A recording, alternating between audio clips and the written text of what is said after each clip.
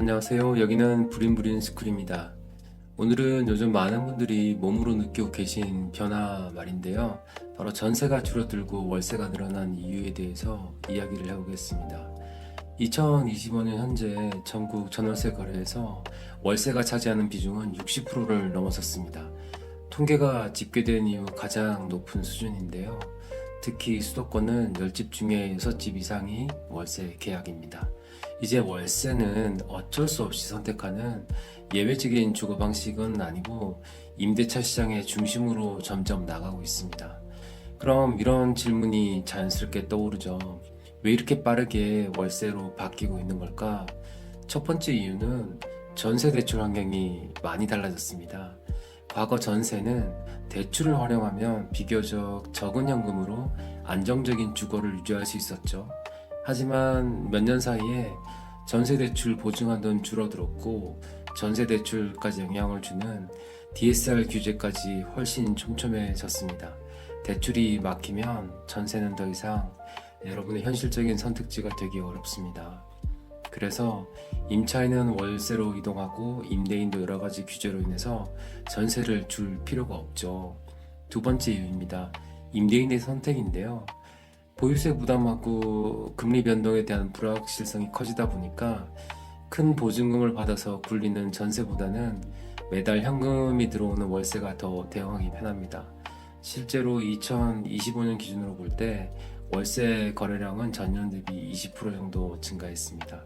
이건 단기적인 현상이 아니라 임대차 구조 자체가 바뀌고 있다는 신호입니다. 세 번째 이유는 공급 구조의 문제입니다. 서울과 수도권의 신축 공급은 줄어들고 있고요. 입주 물량도 감소하는 흐름입니다.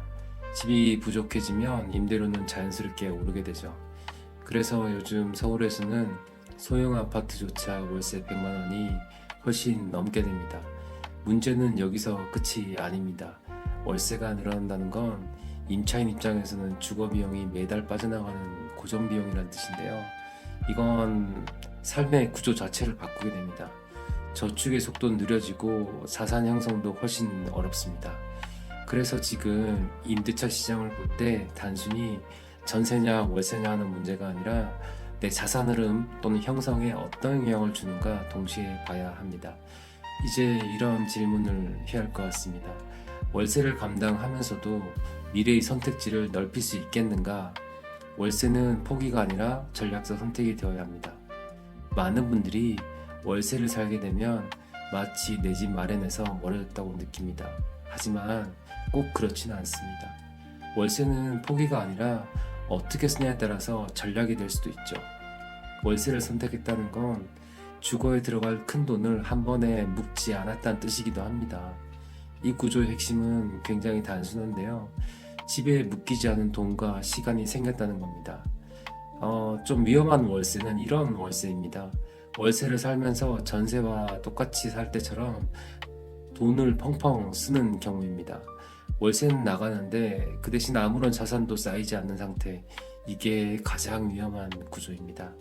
월세는 매달 사라지는 돈입니다. 그래서 월세를 살기로 했다면 반드시 여러분이 해야 될 일이 있습니다. 그건 바로 추가적인 현금 흐름을 만드는 것입니다.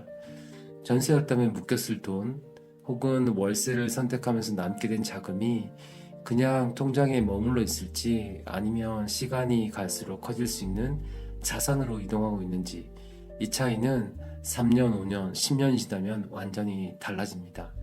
월세는 소득에서 돈이 빠져나가지만 전세로 묶이지 않는 돈들은 자산을 키워야 합니다. 그래서 앞으로의 월세 시대는 주거와 자산을 함께 관리해야 합니다. 특히 아직 소득이 증가하고 있는 구간에 있는 분들, 그리고 앞으로 일할 시간이 충분히 남아있는 분들에게는 월세는 시간을 버는 선택이 될 수도 있습니다. 집값은 기다려주지 않지만 소득과 자산은 시간을 쓰는 각자의 능력에 따라 커질 수도 있기 때문입니다.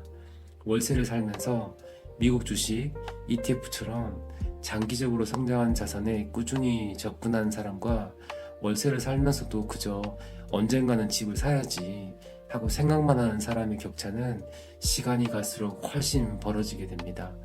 전세든 월세든 대부분의 목표는 같습니다. 언젠가는 내 집을 갖는 거죠. 월세는 더 이상 실패의 상징이 아닙니다. 아무 전략 없이 월세를 사는 것이 실패일 뿐이죠. 지금까지 브림브린 스쿨이었습니다. 여러분은 오늘도 한 걸음 나아갔습니다.